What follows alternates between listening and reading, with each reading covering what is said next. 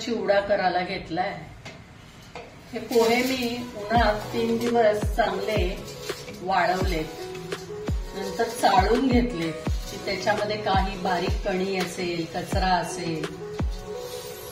आणि आता आपण हे भाजून घेऊया। याच्यात मी एक छोटा चमचा हे मीठ घालतीये,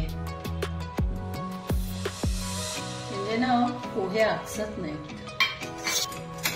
एकदम हलक्या हाताने असे भाजायचे, कुरकुरीत असे भाजायचे।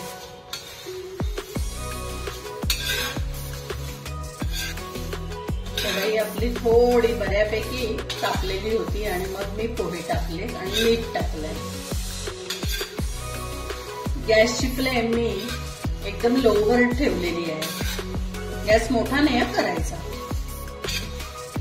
मी ना 2 किलो पोह्यांचा चिवडा करायला घेतला आहे, त्यातले अर्धे मी नंतर भाजणार आहे। आता निम्मे घेतले आहेत मी।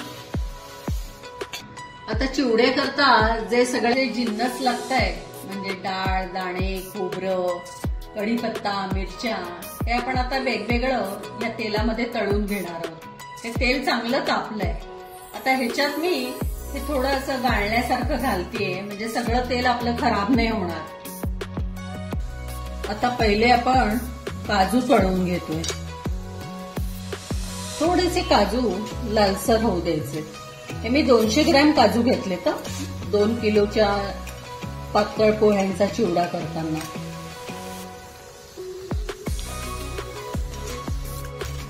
आपलं तेल चांगलं तापलं होतं। आता बघा काजू करता एक 5 मिनिटं लागली थोडेसे लालसर व्हायला।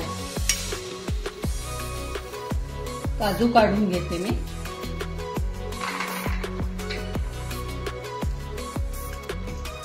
आता आपण हे 200 ग्रॅम डाळ टाकूया। डाळ फार नाही करायचं, पण ते ऑलरेडी भाजलेलं असतं ना भट्टीमध्ये। थोडस त्याचा ओलसरपणा जाईल असं हे बघायचं। म्हणजे हे डाळ झालंय, आता आपण काढून घेऊया। आता आपण हे खोबऱ्याचे काप तळून घेऊया। ते पण 200 ग्रॅम आहेत। खोबरं चांगलं लालसर करून घ्यायचं। जर का खोबरं चांगलं झालं नाही लालसर तर चिवडा मऊ पडू शकतो। आपलं खोबरं झालंय लालसर, आता आपण काढून घेऊया। आता आपण दाणे थोडेसे तळून घेऊया। हे मी कच्चे नाही घेतलेत दाणे, त्यामुळे हे 5 मिनिटात होतील। थोडेसे तेलातनं काढते मी। दाणे पण 200 ग्रॅम घेतले, पण तळताना मी 2 लॉट मध्ये करते, पण थोडे थोडे घेतले तरच ते चांगले हे होणार ना, तळले जाणार।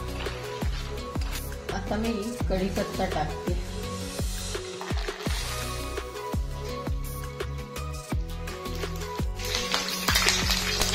कढीपत्ता पण चांगला तळून घ्यायचा, कारण पानं ओलसर असतात ना ती, त्यामुळे चांगला असा कुरकुरीत होईपर्यंत तो तळून घ्यायचा।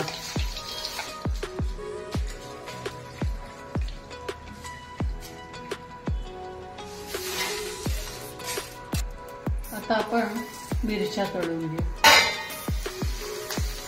त्या आपण चांगल्या तळून घ्यायच्या।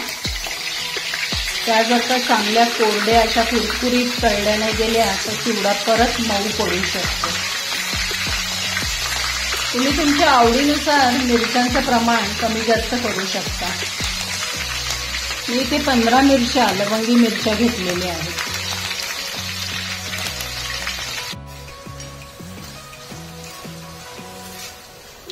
आता मिरच्या एकदम छान तळून झाल्या आहेत, आता मी काढून घेते।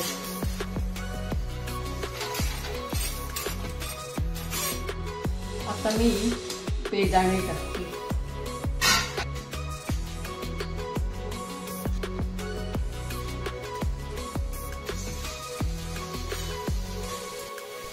हे बघा कसे टम्म फुगले, पण चिवड्यात ते नॉर्मली येतात म्हणजे नंतर। तर आपण काढून घेऊया।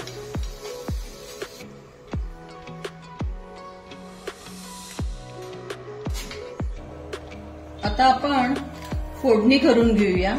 त्याच्यामध्ये आपण फक्त मोहरी, जिरं, हिंग, हळद आणि तीळ घालणार आहोत।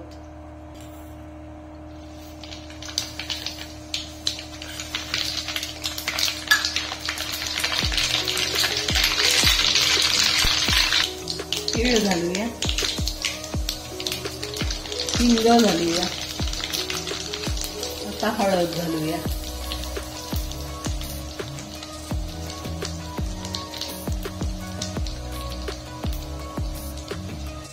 सगळे जे तळलेले जिन्नस होते म्हणजे डाळ, दाणे, काजू, बेदाणा, कढीपत्ता, मिरच्या, खोबरं, हे सगळं मी आता पोह्यांवर टाकलं आहे आणि फोडणी थोडी टाकली आहे। आता हे मी सगळं नंतर पेपरवर पसरवून हलवते म्हणजे सगळं एकमेकांना लागेल। वर्तमानपत्रावर बटर पेपर पसरलाय आणि त्याच्यावर मी आता हे सगळे पोहे काढून घेते। आपण सगळं मिश्रण आता एकत्र करूया।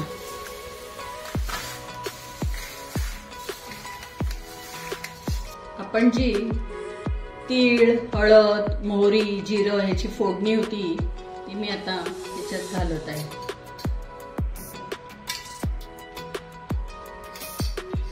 आता वरनं थोडीशी पिठी साखर घालतीये मी, तुमच्या आवडीप्रमाणे तुम्ही घाला। थोडीशी आमचूर पावडर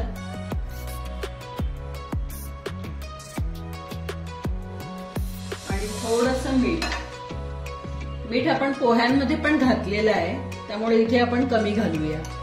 हे मी थोडंसं मीठ भाजून घेतलंय आणि थोडंसं ओलसर असतं ना मीठ। आता आपण सगळं मिश्रण हलवून घेऊया म्हणजे ही फोडणी सगळ्याला लागेल आणि मग आपला चिवडा तयार होईल।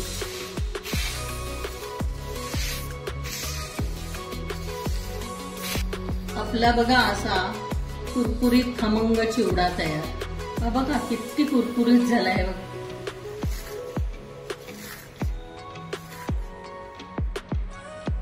छान झालाय ना कुरकुरीत। चिवड्याच्या रेसिपीचा व्हिडिओ आवडल्यास त्याला नक्की लाईक करा, शेअर करा, सबस्क्राईब करा। धन्यवाद।